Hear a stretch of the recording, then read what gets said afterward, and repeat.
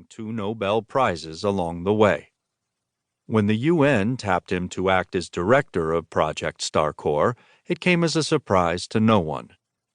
And yet, it wasn't until strapping into the Starcore Eagle 1 shuttle, bound for his first tour of duty on the station, that it first occurred to Peter what he'd be giving up, leaving Earth for such long stretches of time. He was a genius, sure, and had the paperwork to prove it. But too often he missed the blindingly obvious, even when it was staring him right in the face. His comm pinged, interrupting whatever Kutuzov was about to say. With a sigh of gratitude, Peter toggled on the display, and the face of Talia Kruma filled the screen.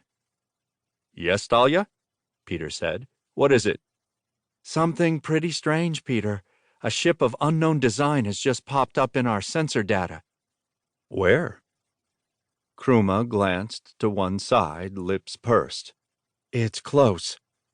Peter was already on his feet and heading to the door. "I'll be right there." Moments later, Corbeau was on the bridge, Beckley and Kutuzov at his heels. "Well, Talia, what can you tell me?" "That's it," Kruma said, pointing to the indistinct image displayed on the overhead monitors. The still was blurry and distorted, but the overall impression was of an immense ship of strange angles and proportions. "It appeared near the sun a bit over 4 minutes ago and passed within a few thousand miles of Starcore 1. Peter's eyes widened.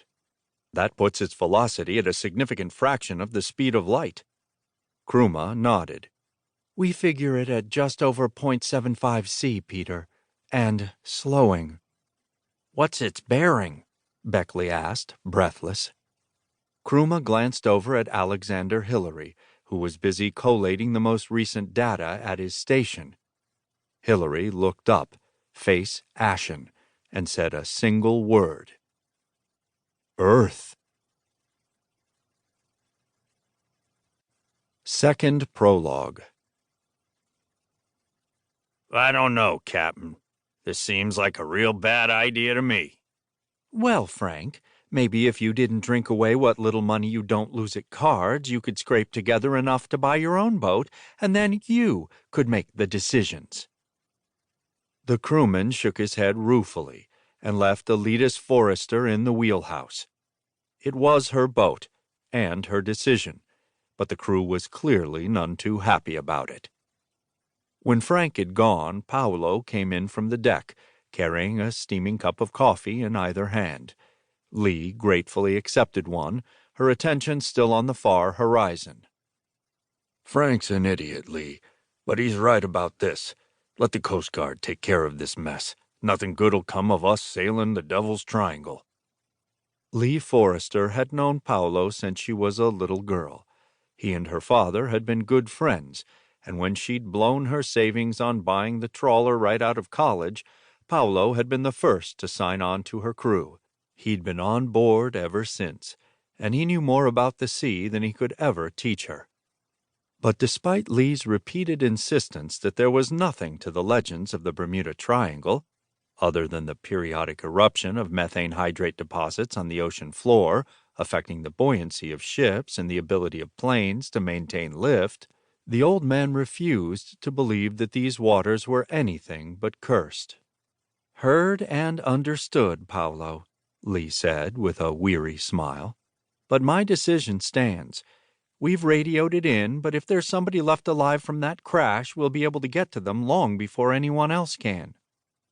Paolo shook his head but kept silent, taking up his accustomed position at her side. The trawler Arcadia was about 500 miles off the east coast of Florida and making its way steadily northeast, roughly in the direction of Bermuda. It had been a few hours since they'd seen the craft arcing overhead. Lee thought it might be some sort of NASA craft, or maybe an experimental airplane. Either way, it was coming in hot and fast, looking like it was going to crash into the ocean somewhere just over the horizon. Lee hadn't needed to think about it too long before she ordered the men to haul in the nets and headed at full steam toward the place the craft must have gone down. The vapor